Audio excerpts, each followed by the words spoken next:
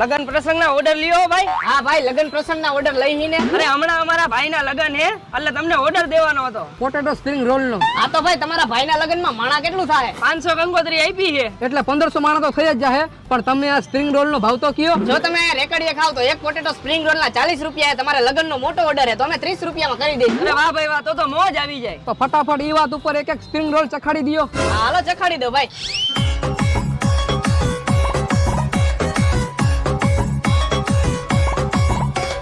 હાલો ભાઈ, ગરમા ગરમ પોટેટો સ્પ્રિંગ રોલ રેડી.